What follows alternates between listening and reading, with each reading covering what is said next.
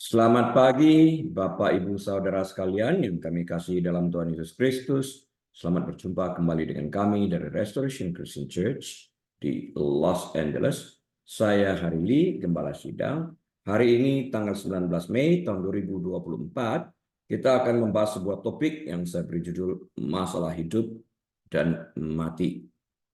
Yang akan kita ambil dari Roma pasal yang ke-8 ayat 12 sampai 18. Kita awali dengan doa. Tuhan Yesus, kami terima kasih kepada Engkau. Berbicara kepada kami, agar kami bukan hanya sekedar mengerti, tapi tolong kami menjadi pelaku firman yang aktif dan proaktif, yang saat kami aplikasikan di dalam kehidupan kami, memerdekakan kami. Terpuji Engkau, bersyukur atas kebenaran firman yang memerdekakan kami ini, di dalam nama Tuhan Yesus. Haleluya. Amin. Mari kita buka Alkitab kita kepada Kitab Roma, pasal yang ke-8, ayat 12 hingga ayat 18.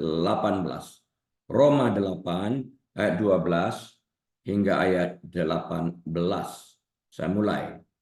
Jadi, saudara-saudara, kita adalah orang berhutang, tetapi bukan kepada daging, supaya hidup menurut daging. Sebab jika kamu hidup menurut daging, kamu akan mati. Tetapi jika oleh roh, kamu mematikan perbuatan-perbuatan tubuhmu, kamu akan hidup. Semua orang yang dipimpin roh Allah adalah anak Allah. 15. Sebab kamu tidak menerima roh perbudakan yang membuat kamu menjadi takut lagi. Tetapi kamu telah menerima roh yang menjadikan kamu anak Allah. Oleh roh itu kita berseru, ya Aba, ya Bapa. 16. Roh itu bersaksi bersama-sama dengan roh kita bahwa kita adalah anak-anak Allah. 17. Dan jika kita adalah anak, maka kita juga adalah ahli waris. Maksudnya, orang-orang yang berhak menerima janji-janji Allah yang akan menerimanya bersama-sama dengan Kristus. Yaitu jika kita menderita bersama-sama dengan Dia, supaya kita juga dipermuliakan bersama-sama dengan Dia, yaitu Yesus Kristus. 18. Sebab aku yakin bahwa penderitaan zaman sekarang ini tidak dapat dibandingkan dengan kemuliaan yang akan dinyatakan kepada kita. Haleluya. Amin. Beberapa kali saya ditanya kenapa saya tidak mengkhotbahkan sesuatu yang sesuai dengan apa yang kita rayakan. Saya ajak berpikir seperti gini, saya mengerti kita berbicara tentang Hari Pentakosta, pencurahan Roh Kudus. Sadar, paham, aware banget tentang hal ini. Masalahnya seperti ini, Bapak Ibu Saudara sekalian. Jika kita hanya berbicara tentang pencurahan Roh Kudus, saya pernah dalam 5 sesi saya mengajarkan ini di masa yang lampau. Kita hanya terbatas sekedar pengertian pencurahan Roh Kudus. Tapi bagaimana cara kita mengaplikasikan Roh Kudus yang sudah dicurahkan 2000 tahun yang lalu dalam kehidupan kita sehari-hari? Itu jauh lebih penting daripada hanya sekedar mengerti tentang hari pencurahan Roh Kudus ini. Bagaimana cara kita mengartikan tujuan Allah mencurahkan Roh Kudus itu bagi kita? Apa kata ayat-ayat Alkitab yang termakna di dalam makna tujuan Allah mencurahkan Roh Kudus itu? Apakah kita hanya sekedar mengerti atau kita dapat mengerti dari kedalaman sisi hati Tuhan agar kita dapat mengaplikasikan pengertian pencurahan Roh Kudus? Zaman Perjanjian Lama, come and go. Roh Kudus tidak menetap. Zaman Perjanjian Baru, Roh Kudus ini menetap di dalam kehidupan orang-orang percaya. Tadi kita baca, kita dijadikan anak-anak Allah, dituntun oleh Roh Allah ini. Nah, lebih penting daripada mengerti pencurahan Roh Kudus itu adalah cara mengaplikasikannya. Mengenal ayat itu, mengerti tentang itu hanya satu sisi. Jika kita tidak melakukan, menggenapi tujuan Allah memberikan Roh Kudus itu kepada kita, semuanya akan menjadi sia-sia. Nah, untuk itu saya mulai terlebih dahulu dengan sebuah ilustrasi. Alam di dunia ini kejam. Di sini berlaku hukum rimba, kita tahu itu. Hidup dan mati menjadi hukum yang berlaku di padang belantara, di padang rumput, sungai, dan rimba. Seekor singa mengejar kijang. Burung banga bersiap di tepi kolam ingin mematuk ikan. Dan ia siap juga membunuh dengan paruhnya yang tajam itu. Jauh di atas langit, seekor Raja Wali berekor merah menyiapkan cakar yang mematikan, siap menerkam mangsanya, sambil mengawasi gerakan di padang rumput di bawahnya. Sekawanan macan tutul mampu bertahan hidup dengan memakan zebra. Di alam ini, perhatikan ini baik-baik, setiap hewan mampu, saya katakan setiap hewan mampu bertahan hidup jika hewan lain mati. Dengarkan ini baik-baik. Saya katakan di alam ini setiap hewan mampu bertahan hidup jika hewan lain mati. Hal seperti ini tampaknya wajar kan ya? Sekalipun kejadian yang sebenarnya bisa jauh lebih mengerikan daripada apa yang dapat kita bayangkan. Saya sering melihat ini di National Geographic, mengerikan. Tapi membuat saya berpikir tentang segala sesuatu yang terjadi di bawah kolong langit ini. Apakah manusia berperilaku seperti itu juga? Nah, prinsip bahwa tak ada makhluk yang hidup jika yang lain tidak mati, ternyata tidak hanya berlaku di alam ini. Saat kita berjalan bersama Allah setiap hari, keinginan daging kita harus dimatikan oleh keinginan roh. Untuk itulah kita mengerti bukan hanya sekedar tentang hari pencurahan Roh Kudus, tapi bagaimana cara kita memanfaatkan Roh Kudus yang ada di dalam kehidupan kita ini, sehingga kita dapat berjalan sesuai dengan pimpinan Roh.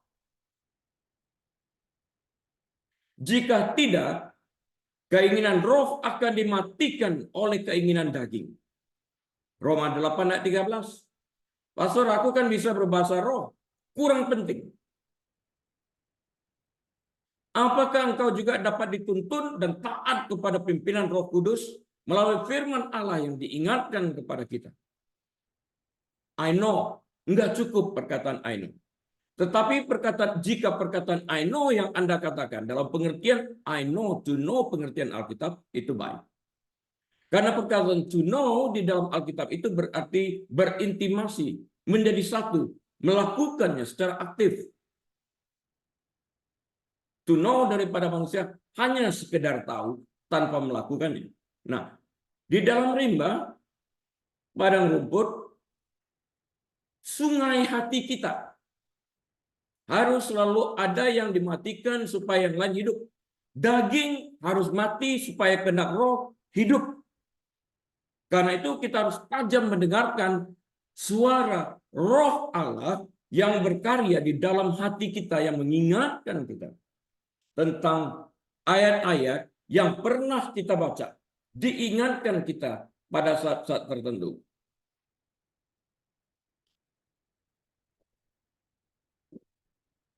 Berapa sering kita diingatkan tapi kita abaikan. Kita mengikuti naluri hati kita. Kemarahan kita, emosional kita, perasaan kita ini mematikan nalar sehat di mana Allah berbicara kepada nalar kita ini. Setelah itu penyesalan. Kita tidak mungkin menyerahkan diri kepada Kristus dan sekaligus menyerahkan diri kita kepada dunia. Nggak mungkin orang menyembah Tuhan dan menyembah Mammon, istilah lainnya. Rohnya tidak akan dapat memenuhi hati kita jika kita terus mempertahankan kehidupan yang penuh dengan keinginan-keinginan egois, keinginan-keinginan daging. Karena itu, Tuhan menunjukkan dengan amat jelas bahwa jika kita ingin mengikuti Dia, kita harus siap mematikan keinginan daging kita setiap hari. Kita harus terus memilih apa yang mesti kita matikan supaya Kristus dapat senantiasa hidup dengan bebas di dalam kehidupan kita. Roh Kudus dapat dengan bebas berkarya di dalam kehidupan kita ini. Harus ada sesuatu yang dimatikan agar kehendak Allah ini dapat dinyatakan. Itu penting. Penting banget agar kita dapat berkorban di dalam hal ini, bukan hanya sekedar dengan mulut, tapi tidak dengan perbuatan. Yang harus dinyatakan itu adalah bahwa perbuatan itu melebihi dengan apa yang dikatakan. Harus seiring. Kita harus bisa melakukan apa yang keluar daripada mulut kita ini. Supaya dapat hidup bagi Kristus, kita harus mematikan keakuan diri kita. Kita harus mematikan kehendak daging kita yang sakit banget pada saat suara Roh Kudus berbicara. Roma 8 ayat 13 memberikan gambaran yang jelas tentang pertentangan antara daging dan roh. Daging dan roh tidak dapat hidup bersama-sama seperti yang tertulis dalam kitab Roma pasal yang ke-8 ayat yang ke-13. Sebab jika kamu hidup menurut daging, kamu akan mati. Tetapi jika oleh roh, kamu mematikan perbuatan-perbuatan tubuhmu, kamu akan hidup. Perkelahian antara keinginan daging dan roh ini terjadi terus-menerus. Setiap hari di dalam kehidupan kita. Siapa yang akan menang tergantung dari siapa yang kita beri makan. Jika kita memberi makan kepada roh secara terus-menerus melalui firman Tuhan, maka kita dapat mematikan keinginan daging sehingga roh tidak bertumbuh, sehingga roh kita bertumbuh kuat dan kita akan hidup. Contohnya apa? Terlintas dalam benak pikiran kita sesuatu yang ingin kita lakukan, yang kalau kita mengambil waktu tenang berpikir, kita tahu apa yang kita pikirkan itu jahat. Balas dendam, kemarahan. Kita tahu itu jahat. Jika kita memberi makan kepada pikiran jahat ini, kejahatan ini yang akan muncul di dalam perbuatan kita itu. Tapi jika pikiran jahat ini yang belum terlaksana, kita matikan dengan mendengar suara Roh Kudus, roh itu menang. Kita tidak akan pernah menyesali apa yang kita rencanakan. Contoh dalam Alkitab apa? Tuhan menegur Kain. Dia merancangkan untuk membunuh Abel adiknya. Tuhan berbicara dengan lembut. Kain, kenapa kamu harus muram seperti begitu? Apakah segala sesuatu tidak baik jika mukamu berseri? Artinya, muka berseri ini dipengaruhi oleh emosi, perasaan. Itu dipengaruhi emosi selalu dipengaruhi oleh pola berpikir. Tuhan katakan, metanoia, rubah pola berpikirmu sehingga perasaanmu berjalan seiring dengan perubahan pola berpikir tersebut. Roma 12 ayat yang kedua. Apakah Kain melakukan ini? Enggak, dia ignore perkataan Tuhan. Waktu itu Tuhan berbicara langsung loh, bukan melalui para nabi, bukan melalui pendeta atau orang ketiga, tidak, langsung one on one. Dia ignore. Tetap dia lakukan seperti yang dia rencanakan. Adiknya mati. Dia berdalih sesudah itu. Daripada mengakui kesalahan. Inilah manusia itu. Harusnya daging ini harus kalah. Sehingga kehendak roh ini berjalan dengan baik. Itulah berjalan dalam roh. Itulah berjalan dalam pimpinan roh. Di mana saya melangkah lebih jauh, bukan hanya sekedar mengerti tentang hari pencurahan Roh Kudus, tapi mengerti makna yang lebih lanjut, yaitu sesuai dengan roh yang dicurahkan, diberikan kepada kita, mengizinkan roh tersebut membimbing kita. Dan kita menjadi pelaku yang proaktif dan aktif.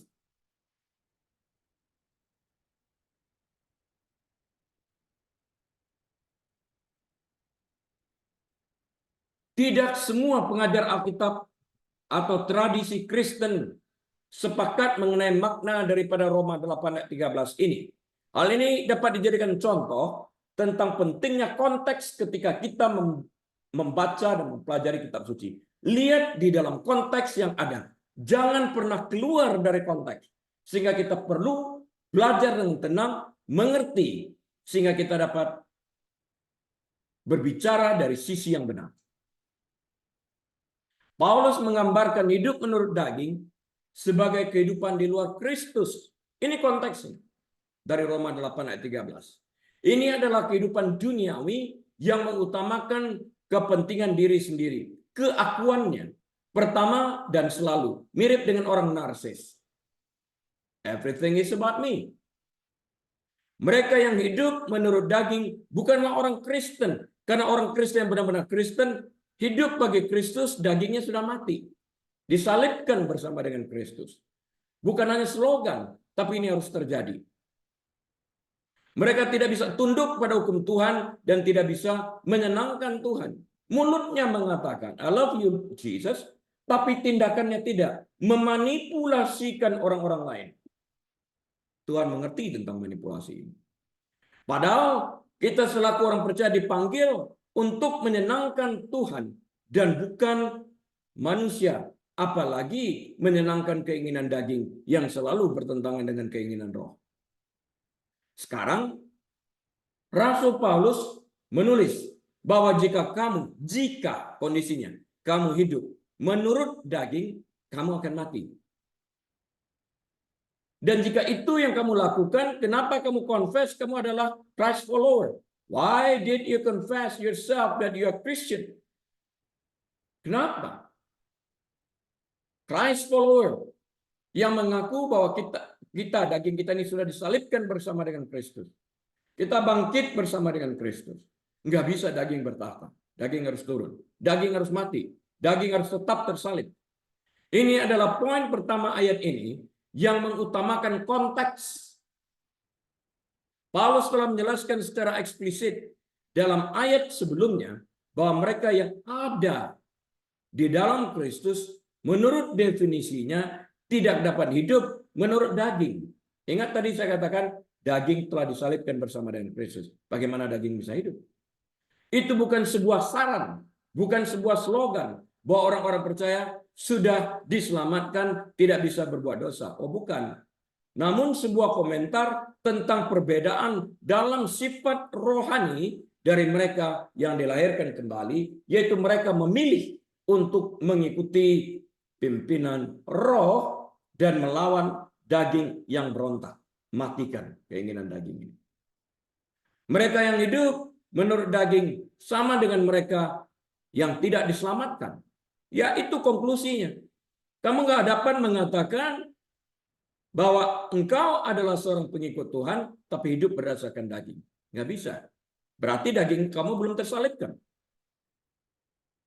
Pelajari itu. Konteks kalimat-kalimat ini penting. Jangan keluar konteks. Diam di dalam konteks. Analisakan. Saya mengajarkan 3C, critical thinking, analisakan segala sesuatu yang dipikirkan, didengar, dilihat, dan dibaca. Namun kita di dalam menganalisakan ini harus diam di dalam konteks. Berpikir kritis, diam di dalam konteks, dan harus kreatif. Tampaknya maksud Paulus adalah bahwa siapapun yang tidak beriman kepada Kristus dan menolak untuk bertobat melalui kuasa Roh Kudus akan mati. Hal ini dapat menyiratkan beberapa konsekuensi duniawi dari dosa. Namun maksud utama Paulus di sini adalah kematian rohani, kematian yang kekal, terpisah dari Allah untuk selama-lamanya. Kematian rohani berarti terpisah dari Allah dalam kekekalan. Pernyataan Paulus selanjutnya adalah jika oleh roh kamu mematikan perbuatan-perbuatan tubuhmu, kamu akan hidup. Perhatikan ini dalam konteks ini. Jika oleh roh dalam konteks ini, kamu mematikan perbuatan-perbuatan tubuhmu. Artinya kita dari diri sendiri tidak dapat mematikan perbuatan daging kita ini.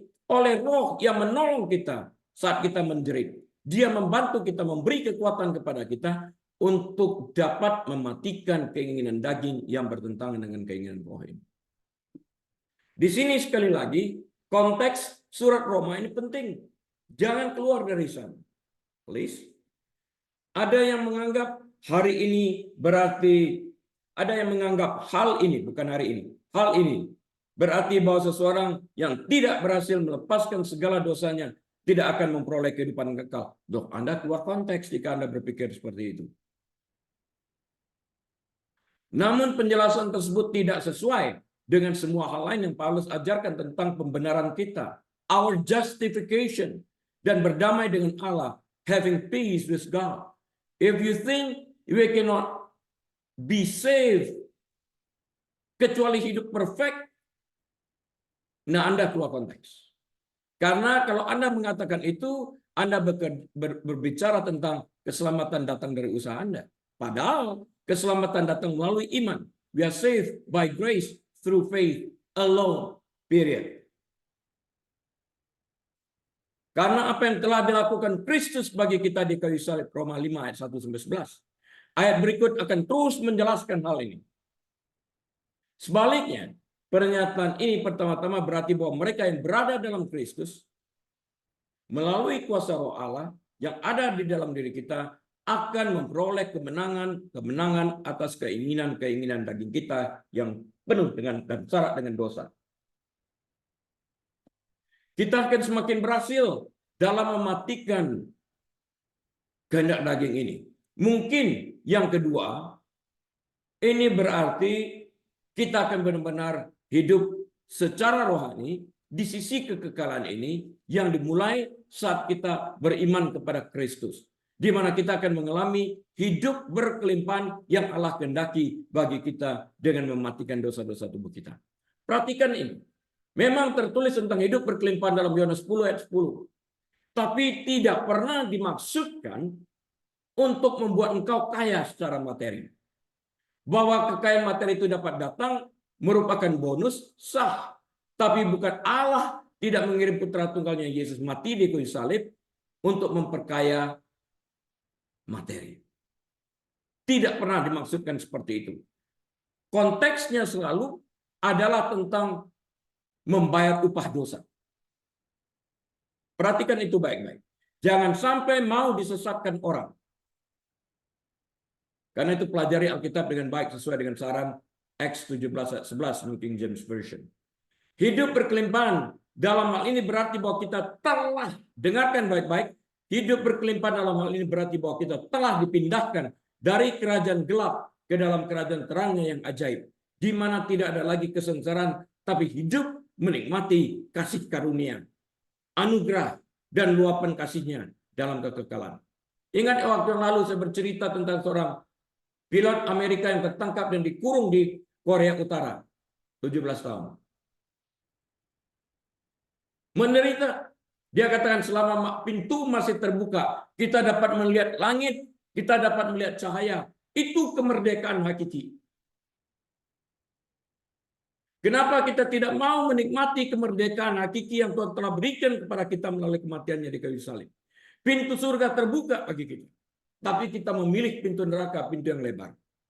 Kebodohan, kan? Menyalibkan daging dalam melangkah bersama dengan Kristus adalah tujuan kehidupan ini. Agar kita dapat hidup berkenan kepada Allah. Dengan matinya keinginan daging, maka kita dapat hidup bagi Allah untuk menyenangkannya. Dan dosa tidak lagi berkuasa atas kita, sehingga tubuh kita dapat kita persembahkan sebagai persembahan yang hidup. Karena dagingnya mati, kita dapat mempersembahkan sebagai persembahan yang hidup, kudus, dan berkenan kepadanya. Itu makna ayat-ayat itu. Yang terpenting, kita harus memahami bahwa mematikan kehendak daging yang ingin hidup dalam dosa dapat dicapai melalui Roh Kudus. Dan ini bukanlah sesuatu yang bisa kita capai dari usaha kita sendiri. Dalam ayat selanjutnya, yaitu Roma pasal yang ke-8 ayat yang ke-14, Rasul Paulus memperluas penjelasannya di mana ia berkata, semua orang, semua, bukan sebagian, yang dipimpin Roh Allah adalah anak Allah. Dipimpin artinya mengikuti yang memimpin, si pemimpin. Kalau enggak, ya dia bukan anak Allah. Di mana aku berada, di situ pun hambaku berada, anak-anakku berada. Ya. Sekali lagi, semua orang yang dipimpin Roh Allah adalah anak Allah. Orang Kristen memilih Roh Kudus dan mereka, saya ulang, orang Kristen memiliki Roh Kudus dan mereka yang memiliki Roh Kudus adalah orang Kristen, anak-anak Allah. Itulah poin yang Rasul Paulus tekankan dalam ayat ini. Namun, ia menambahkan lapisan baru, layer yang baru yang akan ia mulai kembangkan dalam ayat-ayat berikutnya. Orang ini luar biasa dipakai Tuhan. Dia menempatkan pengajaran itu layer by layer. Pelan-pelan dia naik. Pengajarannya tajam. Pada ayat sebelumnya, Rasul Paulus menuliskan bahwa yang akan hidup adalah mereka yang mematikan perbuatan tubuh dengan kuasa Roh Kudus. Bukankah ini pilihan kita? Tuhan menyiapkan toolnya, Tuhan menyiapkan sarananya. Siapa yang melakukan ini? Ya kita. Saya sebagai seorang konselor, tenaga medis, kita memberikan petunjuk kepada pasien. Kalau dalam ilmu psikologi kita menunjukkan blind spot, saya tidak dapat merubah blind spot itu. Yang merubah blind spot itu adalah Anda yang mengalami ini pada saat ditunjukkan dan sudah mampu melihatnya.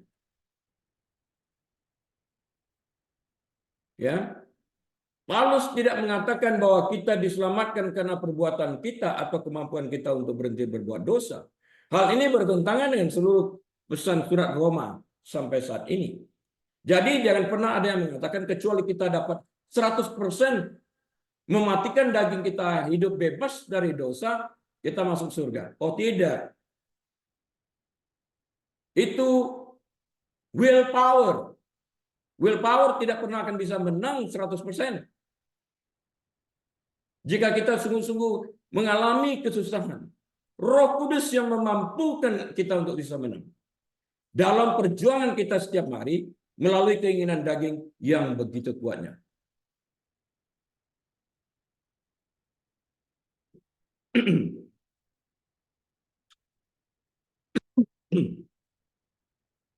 Dikatakan juga roh penurut. Daging itu lemah. Pengen dipuaskan. Sorry. Ayat ini memperjelas pernyataan itu. Roh Kudus memimpin orang-orang Kristen ya. Dipimpin ke arah untuk hidup kudus dan benar di hadapan Allah. Artinya terpisah dari keinginan dunia melalui daging yang memilih untuk hidup dalam dosa. Jadi anak-anak Tuhan ini dipanggil untuk menjauhi pilihan-pilihan mereka yang berdosa. Diarahkan. Kita diselamatkan oleh kasih karunia Allah hanya melalui iman saja. Setelah kita diselamatkan, Roh Kudus ini membimbing kita. Nah sekarang tergantung kepada kita. Diberitahu itu blind spot loh. Kamu melihat dari sisi sana itu nggak baik loh. Rubah itu. Kemudian Roh Kudus juga melalui kasih karunia Allah mulai menetapkan arah baru bagi kehidupan kita dan memberi kita kekuatan untuk menuju ke arah tersebut. Persoalannya mau nggak? Dengan demikian kita berada dalam proses meninggalkan keinginan daging kita agar kita dapat hidup untuk Tuhan sesuai pimpinan Roh Kudus sebagai anak-anak. Ini penting banget agar kita dapat melihat dan meninggalkan. Jangan sampai sekedar mendengarkan. Berkali-kali saya belajar dari sisi psikologi dan saya menemukan kebenaran absolutnya sebenarnya bukan di dalam psikologi, tapi di dalam Alkitab. Sudah tertulis. Itu sudah ada sejak dulu. Ini psikologi kan baru beberapa ratus tahun belakangan. Di dalam hal ini. Kebenaran itu ada di dalam Alkitab. Jadi kita dipanggil untuk metanoia. Sekarang istilah psikologinya metakognitif. Think to think. Metakognitif, berpikir ulang. Alkitab mengatakan metanoia, meninggalkan sesuatu yang salah ini, membuat perubahan, bukan hanya sekedar berpikir, melangkah lebih lanjut di dalam hal ini. Mengapa Tuhan melakukan ini? Paulus menjawab di sini, mengapa? Dia pengen agar anak-anak Tuhan ini mematikan daging. Paulus menjawab di sini, kita adalah anak-anak Allah. Semua orang yang menjadi anak-anak Allah melalui iman kepada Kristus dipimpin oleh Roh Allah. Apakah benar demikian? Semua yang dipimpin Roh Allah adalah anak-anaknya. Secara negatif, kita tidak termasuk dalam keluarga Allah jika rohnya tidak memimpin kita. Atau rohnya memimpin kita, kita menolak untuk dipimpin. Itu dia. Apa implikasinya? Belajar lebih dalam lagi ya. Apa implikasinya? Selalu kita analisakan apa yang kita pelajari. Ya, analisakan selalu. Melalui pertanyaan-pertanyaan ini. Apa implikasinya? Ke depan, umat Kristiani harus berharap untuk diarahkan dan diberdayakan oleh Bapa mereka yang penuh kasih untuk menjauhi dosa mereka dan menuju kepadanya. Melihat ke belakang, kita harus percaya bahwa Dia telah memimpin dan memberdayakan kita di jalan yang telah kita lalui sebagai anak-anak. Yesus berkata kepada orang-orang Farisi, "Bapakmu siapa? Abraham kan?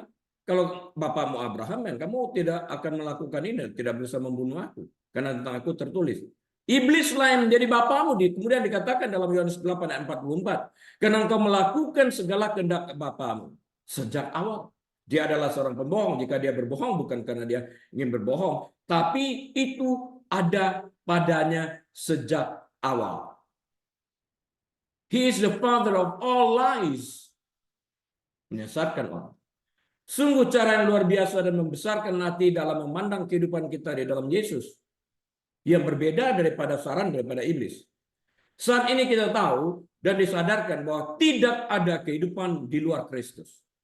Kita juga sadar bahwa daging kita akan berperang setiap hari melawan keinginan roh yang membawa kita kepada kehidupan. Ulangan 30 ayat 19. Bertanya kepada kita tentang hidup dan mati. Dan sekaligus memberikan jawaban yang konkret sehingga tidak membingungkan kita. Firm, assertif banget jawabannya. Kita baca, ya. Untuk itu kita baca terlebih dahulu ya, Ulangan 30 ayat 19. Ulangan 30 ayat 19 mengatakan seperti ini.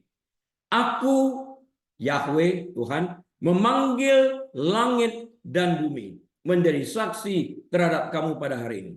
Kamu tinggal di bumi, di atas kamu ada langit, di bawah ada bumi, di mana kakimu berpijak. Aku panggil menjadi saksi, kata Tuhan.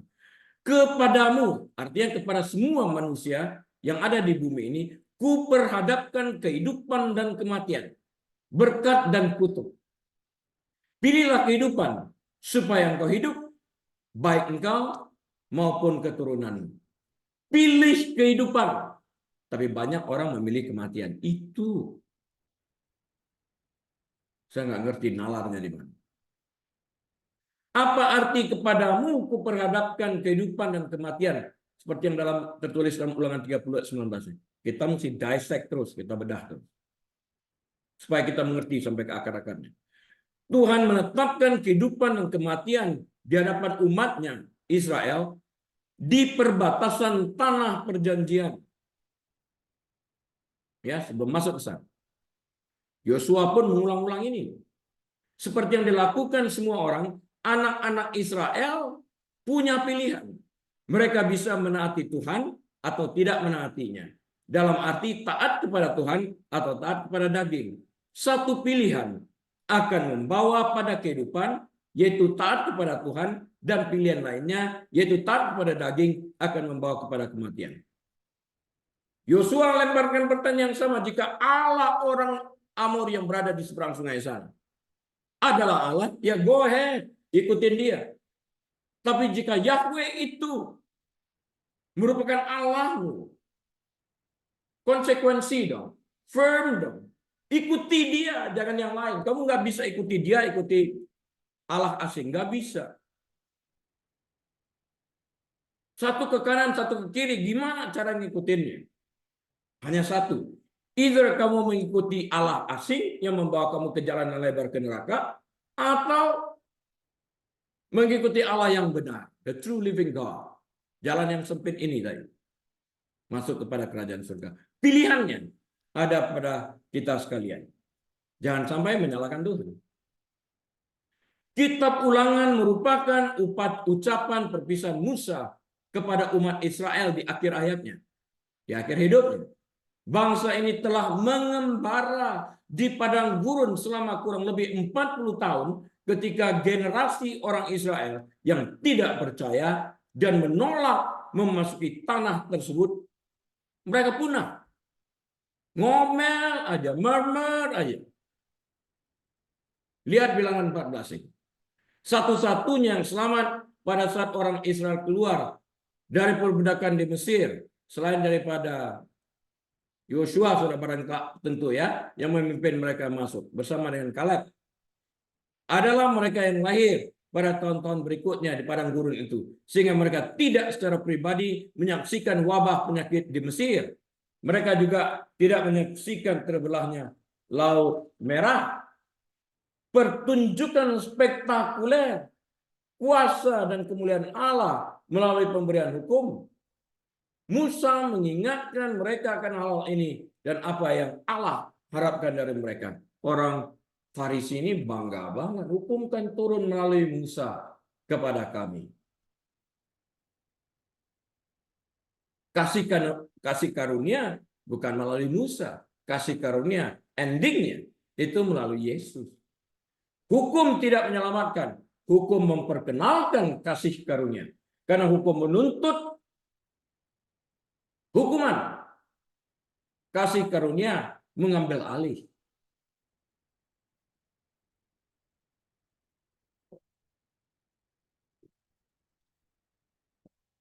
Dalam Ulangan 28, Musa menguraikan berkat bagi ketata dan kutuk bagi ketidaktaatan.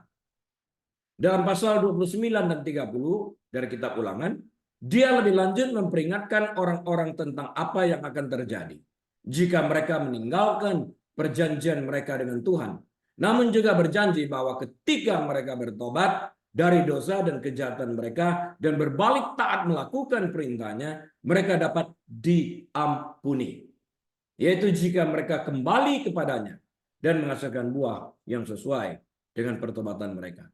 Dalam Ulangan 30, Musa menyatakan bahwa ketika mereka bertobat, dia katakan seperti ini. Tuhan Allahmu akan menjatuhkan segala sumpah serapah itu kepada musuhmu dan pembencimu yang telah mengejar engkau.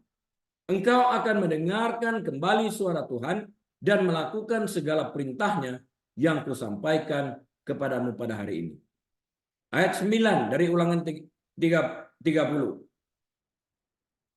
Tuhan Allahmu melimpahi engkau dengan kebaikan dalam segala pekerjaan. Lihat itu.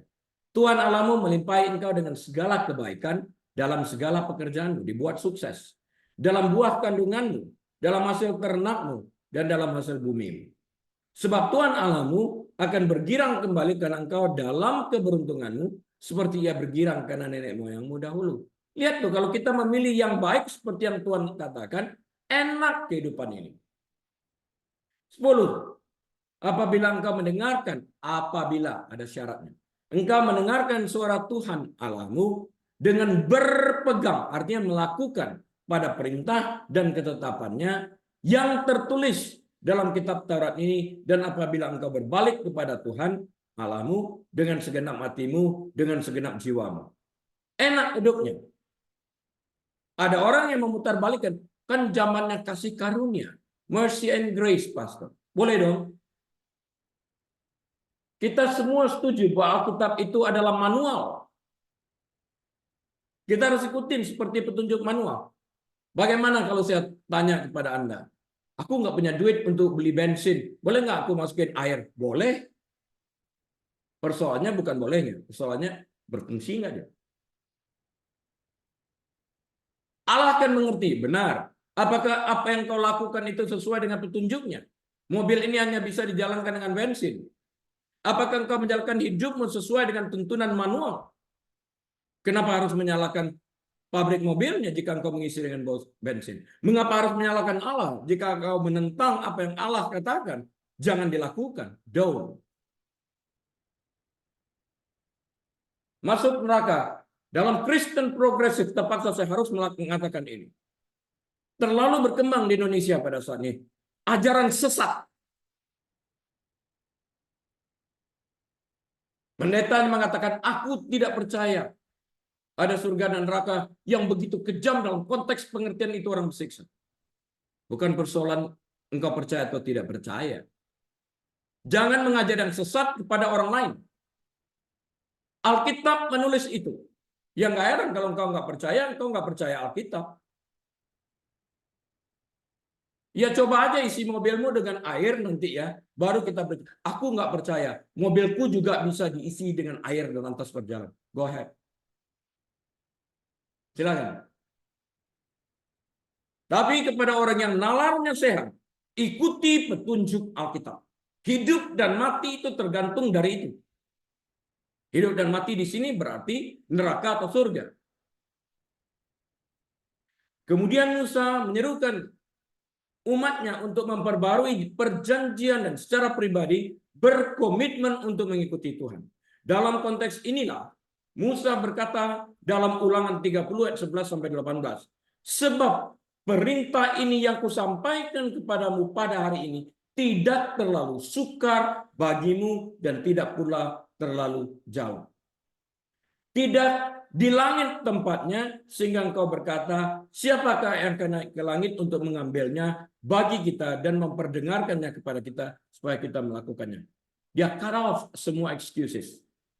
13, juga tidak di seberang laut tempatnya, sehingga engkau berkata, siapakah yang akan menyeberang ke seberang laut untuk mengambilnya bagi kita dan memperdengarkannya kepada kita, supaya kita melakukannya. 14, tetapi firman itu sangat dekat kepadamu, yakni di dalam mulutmu dan di dalam hatimu, untuk dilakukan, diperkatakan, diaktifkan. 15. Ingatlah, aku menghadapkan kepadamu pada hari ini kehidupan dan keberuntungan, kematian dan kecelakaan. Wow, pilih. 16. Karena pada hari ini aku memerintahkan kepadamu untuk mengasihi Tuhan. Perintah, bukan saran. Untuk mengasihi Tuhan Allahmu dengan hidup menurut jalan yang ditunjukkannya dan berpegang pada perintah, ketetapan dan peraturannya, supaya engkau hidup dan bertambah banyak dan diberkati oleh Tuhan Allahmu di negeri kemana engkau masuk dan mendudukinya. 17. Tetapi jika hatimu berpaling dan engkau tidak mau mendengar, bahkan engkau mau disesatkan, memilih untuk disesatkan, untuk sujud menyembah kepada Allah lain dan beribadah kepadanya. 18. Maka aku memberitahukan. Sekarang aku tahu baik-baik ya, itu kata Musa. Aku memberitahukan kepadamu pada hari ini, jika engkau melakukan menyembah, mencari Allah asing dan menyenangkan Allah asing ini, bahwa pastilah kamu akan binasa. Tidak akan lanjut umurmu di tanah kemana engkau pergi menyeberangi sungai Yordan untuk mendudukinya. Sederhananya, Bapak Ibu Saudara sekalian, jika Israel taat dan mengikuti Tuhan, mereka akan memperoleh kehidupan dan berkat. Jika mereka tidak menaati dan meninggalkan Tuhan, mereka akan mengalami kematian dan kehancuran. Allah memberikan pilihan kepada umatnya, hidup atau mati, berdasarkan kondisi perjanjian lama. Kita melihat konsekuensi kematian dan kehancuran terjadi di seluruh perjanjian lama dengan sedikit sekali titik terang bagi orang yang hidup di dalam perjanjian lama. Ya, meskipun ketentuan-ketentuan dalam perjanjian lama ditujukan khusus untuk orang Israel di tanah perjanjian dan tidak berlaku bagi seluruh umat manusia saat ini, pilihannya masih tetap sama. Kita bahas ya. Tuhan masih menetapkan hidup dan mati bagi kita yang hidup pada hari-hari ini di bawah perjanjian baru. Roma 6 ayat 23 memberitahu kita bahwa Sebab upah dosa ialah maut. Tetapi karunia Allah ialah hidup yang kekal dalam Kristus Yesus Tuhan kita. Kita dissect ya, Roma 6 ayat 23 ini. Harus mengerti nih, kita benar. Mereka yang menerima Kristus dengan iman akan mengalami kehidupan dan berkat kekal. Lihat ya, upah dosa maut. Bisa nggak bayar upah dosa kamu? Nggak bisa. Maut terpisah daripada Allah. Berapa lama sampai kamu bisa membayarnya? Pernah bisa bayar? Nggak bisa. Jadi pengertiannya seperti apa? Selamanya diam di neraka. Ya. Tapi karunia Allah ialah hidup yang kekal, hidup yang berkelimpahan di dalam Kristus ini, menikmati surga, bebas daripada kuasa kegelapan, bebas daripada kerajaan yang gelap, bebas daripada neraka. Jadi ada pilihan yang jelas dengan konsekuensi yang kekal. Tuhan sejak awal menyarankan agar kita memilih hidup. Dalam konteks perjanjian baru, baik Roma 6 ayat 23 yang barusan kita bahas, maupun Yohanes 3:16, maupun Yohanes 3:18. Tiga-tiga ya dipelajari. Roma 6 ayat 23, Yohanes 3 ayat 16, Yohanes 3 ayat 18. Dan masih banyak lagi ayat-ayat lainnya sudah barang tentu. Tuhan menyarankan kita untuk tetap memilih hidup dalam konteks apa? Dalam konteks bertobat dan beriman kepada Yesus yang membayar upah dosa kita bagi setiap orang yang percaya kepadanya. Untuk itu mari kita pelajari apa artinya memilih hidup seperti yang tertulis dalam Ulangan 30 ayat 19 yang kita baca beberapa kali tadi.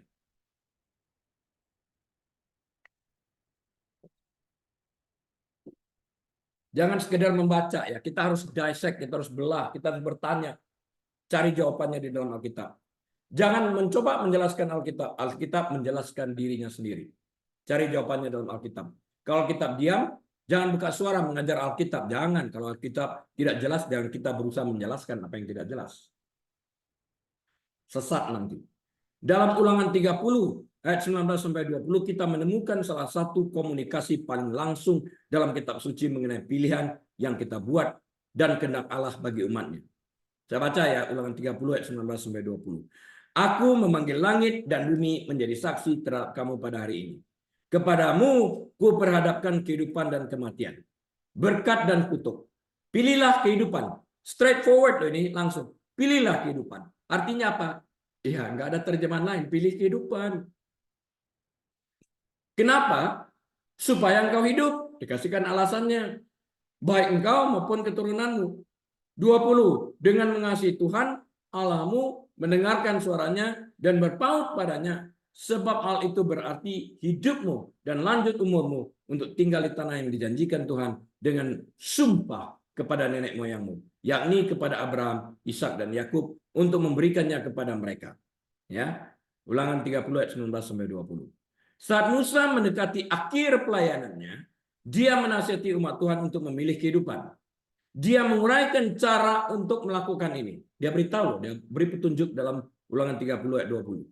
Dengan mengasihi Tuhan Allahmu, mendengarkan suaranya dan berpaut padanya, artinya melakukan apa yang diperintahkannya. Sebab hal itu berarti hidup. Itu hidupmu. Ya, engkau akan hidup baik engkau maupun keturunanmu. Banyak orang yang berkata, oke, tuh Alkitab katakan keturunan otomatis. Enggak, dia tidak mengatakan keturunan otomatis.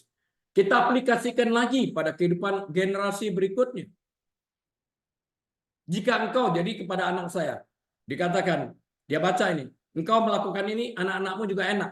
Anak-anaknya nanti baca itu lagi, oh kita mesti lakukan supaya yang lainnya juga enak. Artinya dia mengajak seluruh keluarga ini untuk taat kepada Tuhan. That's the way it is. That's the context. Musa meninjau syarat-syarat perjanjian, menjelaskan kepada bangsa Israel dalam bahasa yang sederhana bahwa berjalan dalam hubungan perjanjian dengan Allah berarti membuat keputusan radikal, sampai ke akar-akarnya untuk menyerahkan diri mereka sepenuhnya kepada Tuhan dan jalan-jalannya. Tidak ada yang tersisa. Keluaran 19 ayat 3 sampai 9 dapat dilihat. Yosua 24 ayat 15 sampai 24 dapat dilihat di sana. Memilih Tuhan berarti memilih kehidupan. Period. Di luar itu kematian. Memilih kehidupan menunjukkan bahwa orang mempunyai pilihan, yaitu keputusan yang harus diambil. Orang mati nggak bisa membuat keputusan. Orang mati tidak mempunyai pilihan. Habis. Orang hidup yang bisa. Kita memilih hidup dengan memilih Tuhan. Ketika kita memilih menanggapi Tuhan dengan iman, kasih dan kepatuhan, kita menerima kehidupan kekal. Kristus hidup di dalam kehidupan kita. It is no longer I who live, but Christ lives in me. Di bawah perjanjian lama, Israel menerima kehidupan yang berlimpah dengan segala kebaikan dan berkat jasmani. Di bawah perjanjian baru, orang-orang yang percaya kepada Yesus Kristus menerima kehidupan yang berkelimpahan dalam kasih karunia. Surga menunggu. Bukan sekedar tanah perjanjian di dunia ini. Beyond the grave. Berkelimpahan. Tidak ada air mata lagi, tidak ada kesusahan lagi. Wow, itu berkelimpahan. Yesus berkata, akulah kebangkitan dan hidup. Barang siapa, siapa saja, barang siapa, percaya kepadaku, ia akan hidup walaupun ia sudah mati. Walaupun dia mati, dagingnya di sini ditanam, dikuburkan, hidup. Yohanes 11 ayat 25. Kita memilih kehidupan ketika kita menerima Yesus Kristus sebagai Tuhan dan Juru Selamat kita dan mengabadikan diri kita untuk mengikuti Dia. Artinya ikut Dia sehingga kita berada di tempat Dia berada. Kalau kita berada di tempat lain bukan mengikuti Dia. Dia menjadi hidup kita. Kolose 3 yang keempat. Tuhan memberi para pengikutnya hidup dalam segala kelimpahan. Yohanes 10 ayat 10. Ketaatan kita kepada Allah mendatangkan kehidupan sekarang dalam segala kepenuhannya. Serta kehidupan kekal. Kehidupan kekal itu dimulai pada hari kita menerima Kristus. Berlanjut di balik kuburan nanti. Namun ketidaktaatan mengakibatkan kutukan terbesar. Kematian dan kehancuran. Saat ini dan sampai selama-lamanya. Ya. Saat kita menolak, saat itu kematian kekal itu mulai terjadi. Berlangsung sampai nanti kecuali kita bertobat. Kita dapat putuskan itu. Oh ya dapat. Dengan menerima Kristus sebagai Tuhan dan Juru Selamat kita. Jika kita meneliti Yohanes 10 ayat 10 dengan seksama, dikatakan seperti ini. Pencuri datang hanya untuk mencuri dan membunuh dan membinasakan. Dia beritahu dulu rahasianya pencuri. Aku datang dalam konteks ini supaya mereka mempunyai hidup dan mempunyainya dalam segala kelimpahan. Lihat tuh kalimatnya jangan di luar konteks. Konteksnya pencuri datang untuk mencuri, membunuh, dan membinasakan. Kemudian dia counter. Aku datang bukan seperti itu. Aku datang memberikan hidup yang berkelimpahan. Artinya dia katakan kalau iblis datang mencuri, membunuh, membinasakan, menghancurkan hidupmu, memasukkan kamu ke dalam neraka, adalah aku memberikan hidup yang berkelimpahan di surga. Jangan diterjemahkan sebagai materi. Sehingga dibicarakan itu adalah Injil kemakmuran. Ngawur kamu, sesat kamu. Kita akan menemukan dalam konteks ayat ini bahwa yang dimaksud dengan hidup dalam segala kelimpahan itu punya arti yang lebih bermakna daripada kekayaan materi dan kemakmuran. Kolose 3 ayat 2-3, Matius 6 ayat 25-32. Hal ini dimulai dengan keselamatan dari penderitaan hukuman dosa yang kekal. Kita dibebaskan. Nggak usah dihukum. Yesus menanggung hidup berkelimpahan dalam kasih karunia itu.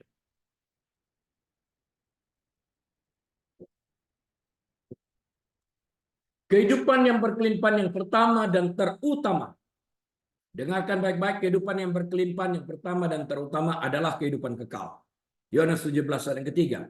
Hidup berkelimpahan berarti memperoleh pandangan surgawi. Roma 12 ayat 2. Menumbuhkan kepercayaan dan pengenalan akan Tuhan. 2 Petrus 3 ayat 18. Artinya berkembang menjadi kehidupan yang penuh dengan buah roh. Galatia 5 ayat 22-23. Hasilkanlah buah yang sesuai dengan pertobatanmu. Bear the fruit worthy of repentance. Meskipun guru-guru palsu dan agama-agama palsu hanya memberikan kelegaan yang dangkal yang bersifat sementara. Hanya Yesus yang benar-benar memberikan kehidupan kekal dan kelimpahan rohani. Yohanes 14 ayat 6. Kehidupan yang Tuhan tawarkan, kehidupan yang harus kita dipilih oleh Israel dan kita yang percaya kepada Yesus, dijalani dalam ibadah kepada Tuhan, dalam kemurnian, keadilan, justice, wajar, kesetaraan, fairness terhadap yang lemah dan miskin, dan melalui ketaatan terhadap semua instruksi yang telah diberikan Musa.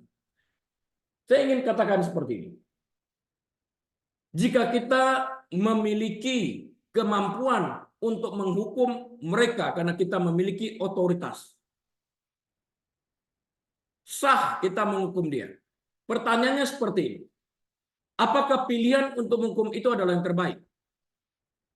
Mana yang lebih baik? Jika kita sadar sesadar-sadarnya, kita memiliki kuasa untuk menghancurkan orang ini dan menghukum dia seberat-beratnya. Sebaliknya kita tawarkan kemerdekaan untuk bertobat. Bukankah pilihan yang kedua ini yang terbaik? Itulah yang dilakukan Yesus. Mengapa kita harus melakukan sesuatu yang lain setelah kita menerima kasih karunia daripada Yesus ini? Memilih kehidupan berarti memilih jalan Tuhan dibandingkan dengan jalan mereka sendiri. Pilihan lain apapun akan menyebabkan tragedi dan kematian. Kasih karunia ini penting. Panggilan Musa untuk memilih hidup bukan hanya soal menaati aturan, bukan. Dan berhenti di sana. Orang Farisi suka itu. Itu adalah sebuah panggilan dalam hati. Maka sekarang ini lihat ya dalam Ulangan 10 ayat 12 ya. Ulangan 10 ayat 12.